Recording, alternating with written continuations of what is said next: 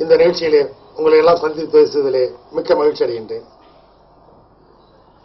உங்களில் பலருக்கு தோணலாம், ஏன் இதுபோல ஒரு எழுத்தாளருக்கு ஒரு விருது வழங்கப்படுகிறது, விருது வழங்குவதனுடைய நோக்கம் என்ன என்றெல்லாம் தோணலாம். ஒரு சமூகத்தினுடைய ஆன்மாவாக விளங்குகின்ற ஒரு கலைஞன், ஒரு படைப்பாளியை நாம் சரியான வாழுங்காலத்திலே கவனப்படுத்த வேண்டியது மிக அவசியம். அந்த வகையிலே நண்பர் பிரபஞ்சன் இந்த விருதுக்கான முழுமையான ஒரு தகுதி பெற்ற ஒரு ஆளுமை. அவரை பற்றி நாம் சொல்ல வேண்டும் என்றால், பொதுவாக தமிழிலே எழுத்தாளர்கள் எழுதுகின்ற எழுத்துக்கள் பல்வேறு விதமான போக்குகள் இருக்கின்றன.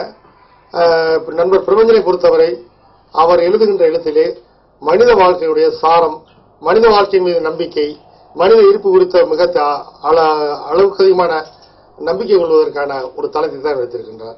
ஒரு ஊரில் 2 மனிதர்கள் என்ற ஒரு சிறுகதை தொகுதியின் மூலம் தமிழுக்கு அறிமுகமான பிரபஞ்சன் தொடர்ந்து நூற்றுக்கணக்கான சிறுகதைகள் எழுதியிருக்கின்றார். மானுட வெள்ளம், வானபத் வசப்படம் என்று 2 முக்கியமான நாவல்கள் எழுதியிருக்கின்றார். அவை தவிர வெகுஜன பத்திரிகையிலே மூதம், ஆனந்தவுடன் போன்ற வெகுஜன பத்திரிகையிலே பல்வேறு தொடர்கதைகள் எழுதியிருக்கின்றார். முட்டை என்று ஒரு நாடகம் எழுதியிருக்கின்றார்.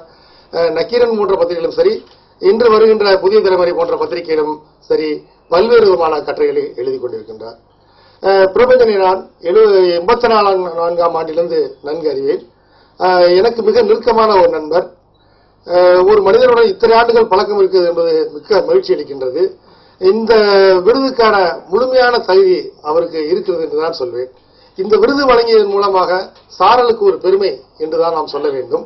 ஏனென்றால் விருது வாங்குவதற்காக இங்கு செய்யப்படுகின்ற லாபிகள் என்ன என்பது தெரியும். ஆனால் ஒரு சரியான ஒரு படைப்பாளியை இனங்கண்டு வாழும் காலத்தில் கொடுக்கப்படுகின்ற இந்த சாரல் விருது மிக முக்கியமானது. அந்த வகையிலே சாரல் விருதுக்கான நடுவர் குழுவினரை நான் பாராட்ட கடமைப்பட்டிருக்கின்றேன். அதுபோல சாரல் விருது வழங்குகின்ற அவருடைய அரங்காவலரையும் நான் பாராட்ட கடமைப்பட்டிருக்கின்றேன். நல்லது நண்பர்களே, பிரபஞ்சன் என்ற ஒரு கதை சொல்லியை பற்றி நாம் சில விஷயங்களை நாம் இங்கு பரிசீலித்து பார்க்க வேண்டும்.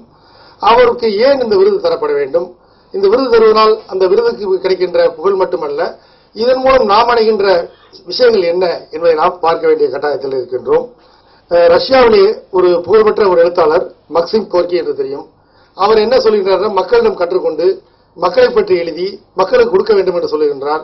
அதுபோல பிரபஞ்சன் அவர்கள் இந்த தமிழ் சமூகத்தை பற்றி, தமிழர் வாழ்க்கை குறித்து தொடர்ந்து கவலைப்பட்டுக் கொண்டே இருக்கின்றார்.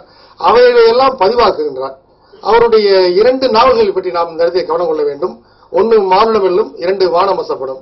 2ம் பாண்டிச்சேரியிலே வாழ்ந்த அனந்தரங்கம்பிள்ளையருடைய நாட்குறிப்பேட்டை மையமாக வைத்து எழுதியிருக்கின்றார். தமிழிலே இருக்கின்ற இதுவரை வந்திருக்கின்ற வரலாற்று நாவல்களே ஒரு மிக முக்கியமான நாவல் என்றுதான் சொல்லுவேன். உங்களுக்கு தெரியும், ஏற்கனவே இருக்கின்ற வெகுஜன ரீதியில் இருக்கின்ற கல்கி, சாண்டில்யன், விக்ரமன் போன்றவரெல்லாம் பல வரலாற்று நாவல் என்ற பெயரிலே ஏதோ கதை தெரிந்து கொண்டிருக்கு சென்று விட்டார்கள். நாமும் தொடர்ந்து வாசித்து சந்தோஷப்பட்டுக் கொண்டிருக்கின்றோம். ஆனால் அவற்றிலிருந்தெல்லாம் மாறுபட்டு ஒரு வரலாற்று காலகட்டத்திலே எப்படி இருந்திருக்கும் என்பதை சொல்லுகின்ற அந்த 2 நாவல்கள் அவருக்கு மிகுந்த புகழை தரக்கூடியது. அவருடைய தொடர்களை பற்றி நாம் இங்கு பேச வேண்டிய தேவையில்லை என்று நினைக்கின்றேன். அது வேறொரு தளத்துக்காக எழுதப்பட்டது. ஆனால் அவர் எழுதியிருக்கின்ற கட்டுரைகள் மிக முக்கியமானவை. அவைகள் துவக்கப்பட்டிருக்கின்றன. ஒரு புத்தகம் வந்திருக்கிறது, இன்னும் துவக்கப்பட வேண்டும். அவர் ஒரு 10 ஆண்டுகளுக்கு முன்பு நக்கீரன் பத்திரிகையிலே மிக ஆவேசமாக அரசியல் கட்டுரை எழுதி கொண்டிருந்தார். அந்த கட்டுரைகள் அனைத்தும் மிக முக்கியமானவை. ஏனென்றால் எழுத்தாளர்கள் என்றால் ஒதுங்கி போவது, என்ன நடந்த எனக்கு என்ன. இப்ப பாத்தீங்கன்னா பல பேர் ஈழத்தமிழர்களுக்காக குரல் கொடுத்துக்கிட்டே இருக்காங்க. சரி, இப்ப எங்க ஊர்ல பாத்தீங்கன்னா 16 மணி நேரம் கரண்டே இல்லை, 16 மணி நேரம் மின்சாரம் இல்லாம தான் வாழ்ந்துகிட்டு இருக்காங்க. இப்ப எங்க வீட்டுல யூபிஎஸ் இருக்கு, எனக்கு பிரச்சனை இல்லை. ஆனா பல ஓட்டு வீடுகளில் குடிசை வீட வாழக்கூடிய தமிழர்களை பத்தி பேசுறதுக்கு எந்த நாதி இருக்கு சொல்லுங்க? எந்த நாதியுமே கிடையாது. ஏன் சொல்றது கூட, இங்க இப்படி 16 மணி நேரம் கரண்ட் இல்லாம டெங்கு காய்ச்சல் மக்கள் கஷ்டப்பட்டு இருக்கும்போது இதை பற்றி எழுத்தாளர்கள் என்ன சொல்றாங்க அப்படின்னா, ஒரு மௌனம், ஒரு பேர் உறக்கத்துல தமிழ் சமூகமே இருக்கு. எழுத்தாளர்கள், கலைஞர் எல்லாம் முடங்கி கிடக்கிறோம். இது எப்படி நடந்துகிட்டு இருக்கு அப்படின்னா, அப்ப கலைஞன் எப்படிப்பட்டவன்னா, எங்க நடக்கும்போது அதிகாரம் எந்த அளவு இருந்தாலும் சரி, அதிகாரத்தை கண்டனம் செய்து அதிகாரத்துக்கு ஒருபோதும் அடிமணிந்து போகக்கூடாது என்ற நிலையில பிரபஞ்சன் நினைத்திருந்தால் அவர் பணியாற்றிய குமுதத்திலேயோ ஆனந்தவடலையோ நல்ல சௌகரியமான வாழ்க்கை வாழ்ந்திருக்க முடியும். அவரால் எந்த சமரசம் செய்து கொண்டு போயிருந்தால் நல்லது ஒரு பொருளாதார ரீதியா இருக்கும். ஆனால் நான் அவரை 20-30 ஆண்டுகளாக அறிவேன். அவர் என்ன பணத்துக்கு கஷ்டப்பட்டு கொண்டிருந்தாரோ இதனாலே இன்று வரை அவருடைய பணத்துயரம் நீங்கவே இல்லை. ஒரு எழுத்தை நம்பி ஒரு எழுத்தாளர் வாழ முடியும் என்றால் அது பிரபஞ்சனாகத்தான் இன்று இருக்கின்றார். எனக்கு தெரிய 2 பேரை நான் முக்கியமான ஆட்களாக கருதுகின்றேன். எழுத்தாளர் என்றால் ஒரு பஞ்சை பராரி என்று ஒரு மாதிரி நினைத்திருந்த காலகட்டத்திலே ஜெயகாந்தன், தமிழ் எழுத்தாளருக்கு ஒரு அடையாளத்தை கொடுத்தார். ஜெயகாந்தன் இலக்கிய உலகத்துக்கு வந்த பிறகுதான் பாத்தீங்கன்னா எழுத்தாளர்னா ஒரு கம்பீரம். அவருடைய நாவல்களை நாம் ஏற்றுக்கொள்ள வேண்டிய தேவையில்லை, அவருடைய முரண்படலாம். ஆனால் ஒரு கலைஞர் என்ற நிலையிலே ஜெயகாந்தனை நாம் மிக போற்ற வேண்டிய நிலையில் இருக்கின்றோம். இது குறித்தும் கவலைப்படாமல் கருத்து சொல்லக்கூடியவர். அதற்கு அடுத்த நிலையிலே இந்த ஊடகங்களிலும் சரி, எல்லா விஷயங்களும் சரி, துணிச்சலாக தன்னுடைய கருத்தை, மனதிற்கு தோன்றியதை வட்டவர்த்தனமாக பேசக்கூடிய ஒரு இலக்கிய ஆளுமை பிரபஞ்சன். அவரை நாம் மிக முக்கியமாக கருத வேண்டும். அவர் யாருக்கும் பயன்படுவதில்லை. நாம் யாருக்கும் குடியல்லோம் என்று சொன்னது போல எவருக்கும் கவலைப்படாததுனாலதான் அவருடைய பொருளாதார நிலையானது இன்றும் பலவீனமாக இருந்து கொண்டே இருக்கிறது. இருந்தாலும் தொடர்ந்து அவர் எழுத்தின் வாழ்க்கையிலே எழுத்தின் வழியாக அவர் கண்டறிகின்ற விஷயங்கள் மிக முக்கியமானவை. அவர் எழுதி இவ்வளவு துயரங்கள் இருந்தால் கூட, இப்ப ஒரு கதை எடுத்துக்கிட்டீங்கன்னா, சென்னைக்கு வர்றவங்களை ஏமாத்தி பணம் சம்பாதிக்கக்கூடிய ஒரு ஆளை பத்தி கதை. தென் மாவட்டங்கள்ல இருந்து சென்னைக்கு வரக்கூடிய ஆட்களை ஏமாத்தி எல்லாம் தெரியும் சொல்லக்கூடிய கதை சிக்கன் பிரியாணியும் சீதையை படமும். இதே கதையை பாண்டியன் எக்ஸ்பிரஸ் கந்தர்வன் எழுதியிருக்காங்க நினைக்கிறேன். 2 பேரும் இந்த கதை எழுதியிருக்காங்க. இந்த 2 கதையை படிச்சு பாத்தீங்கன்னா, சென்னையில இருந்து மஞ்சள் பை தூக்கிட்டு மதுரை பக்கத்துல இருந்து ஏதாவது வேலை அடிக்குமான ஒரு தவறவனை சென்னையில் ஒருத்தர் உட்காந்து ரூம் போட்டு உட்காந்துக்கிட்டு எனக்கு அவரை தெரியும் இவரை தெரியும் வாங்க கோட்டையை கூட்டு போய் சிட்டையை போடுறது அந்த கதை. 2 கதையுமே இன்னும் சொல்லப்போனா ஆட்டை போடுற கதை. ஆனா இந்த 2 கதை கந்தர்வன் எழுதுற கதையும் ஒரு முக்கியமான கதை தான், பிரபஞ்சன் எழுதுறது முக்கியமான கதை. கந்தர்வன் கதையில பாத்தீங்கன்னா அந்த கதை அப்படியே முடிஞ்சிடும். ஏன்னா அடுத்த நாள் இன்னொரு வண்டி வருமா, இன்னும் யாரும் ஏமாத்தினாலும் அந்த கதையில திங்க் பண்ணுவான். ஆனா பிரபஞ்சனோட கதையில அது கடைசி நினைப்பா அவனுக்கு வேலை வாங்கி கொடுத்துடலாமே, ஏன்னா ரயில்வே ஸ்டேஷன்ல காலில் விழுந்துருவான். அப்ப மனசுக்குள்ள எவ்வளவு ஒரு அயோக்கியனும் எவ்வளவு ஒரு கொடூரனும் அவனுக்குள்ள ஒரு மனுஷன் இருக்கான் அப்படிங்கிற விஷயத்த திரும்ப திரும்ப அவர் கதையில சொல்லிட்டு இருக்காரு. பிரபஞ்சனுடைய இயல்புலே அப்படித்தான் இருக்கு, நான் பார்த்திருக்கேன். அவருடைய தனிப்பட்ட சொல்ற மாதிரி ஆயிரும் வேண்டாம். நான் அவர் இலக்கிய நண்பர்கள் அவரை பத்தி உயிர்மையில் எழுதியிருக்கேன். தனிப்பட்ட வாழ்க்கையில் அவர் பத்தி இருக்கார், இருந்தார், இப்ப இருக்கார், இனிமேல் அப்படி இருப்பார் நினைக்கிறேன். அவர் கதைகள்ல வரக்கூடிய மிக பெரும்பாலான கேரக்டர்ஸ், ஒரு 2 மனிதர்கள் கதையில வரக்கூடிய அந்த கிருஷ்ணமூர்த்தி ரங்கசாமி 2 பேர் மாதிரி இப்ப இதே இடத்துல நம்மள இருக்கோம் அப்படிங்கிறதா. நம்ம ஒரு இடத்துல பாத்தீங்கன்னா நம்மளே சில கோவப்படுறோம், சில சமயம் சந்தோஷப்படுறோம். 2மா இருக்கக்கூடிய நல்லதுக்கு பெட்டதுக்கான முறையில அவர் தொடர்ந்து நல்லது சரியானது அப்படி நம்பக்கூடிய ஒரு மனோபாவத்தை கதைகள்ல சொல்லிக்கிட்டே இருக்கார். அவர் ஒருபோதுமே ஏன்னா அவருடைய சொந்த வாழ்க்கை, சொந்த துயரங்கள், படுகின்ற கஷ்டங்களை எல்லாம் தூக்கி வைத்துக் கொண்டு எழுத்தின் வழியாக, கலையின் வழியாக அவர் வேறு ஒன்றை தேடி பயணம் பண்ணிட்டே இருக்காரு. அது அவருடைய படைப்புகள் முழுக்க நீங்க சிறுகதை படிச்சு பாத்தீங்கன்னா ஒரு சமூக விரோத அம்சங்களையோ ஒரு மனித குலத்துக்கு விரோதமான அம்சங்களையோ ஒருபோதும் நாம் தரிசிக்கவே முடியாது. அவருக்கு எனக்கு ரொம்ப ஆச்சரியமா இருக்கு. ஏன்னா ஒரு எழுத்தாளர் பாத்தீங்கன்னா எங்காவது சறுக்க வாய்ப்பு இருக்கு, எங்காவது தான் சொல்றதுல தப்பு இருக்கு, வேற மாதிரி விஷயத்த நெகட்டிவான விஷயத்துக்கு வாய்ப்பு இருக்கும். இப்ப அவரை பொறுத்தவரைக்கும் பாத்தீங்கன்னா ஒரு ஆணா பெண்ணா அப்படின்னு எடுத்துக்கிட்டா பெண்ணுக்கு தான் அவர் குரல் கொடுப்பாரு. ஒரு இளைஞனா ஒரு குழந்தையானா குழந்தைக்கு குரல் கொடுப்பாரு. ஒரு தலித்தா தலித் அல்லாதனா தலித். எங்கெங்கு ஒடுக்கப்படுகிறார்களோ, எங்கெங்கு நசுக்கப்படுகிறார்களோ அவர்கள் தன்னுடைய கவனத்தை திருப்பி அவர்களை உய்விக்க, அவர்களை குறித்த ஒரு ஆழ்ந்த பரிசீலனை அவருடைய எழுத்துக்கள் சிறுகதைகள் தொடர்ந்து எல்லாமே எழுதிக்கிட்டு இருக்காரு.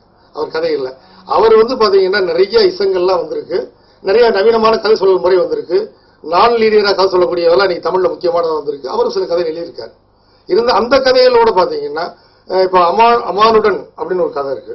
அந்த அமானுடன் கதையில பாத்தீங்கன்னா ஒரு பேய் ஓட்டக்கூடிய கோடாங்கியும் அந்த குட்டிச்சாந்தன் மாதிரி இருக்கக்கூடிய கருப்பு கடையில உறவை பத்தி சொல்றாரு.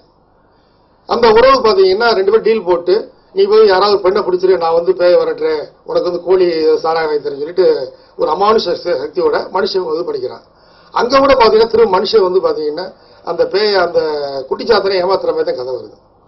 அப்ப அவர் இந்த மாதிரியான அது நடக்காத ஒரு கதையில கூட மனுஷன் இப்படித்தான் இருக்கான், மனிதன் இப்படிதான் இருக்கான், மனிதனுடைய நல்லது கெட்டது துயரம் கஷ்டம் அவலம் பதற்றம் சோகம் எல்லாத்தையும் தாண்டி பாத்தீங்கன்னா இந்த பூமியில எப்படி வாழ முடியும்?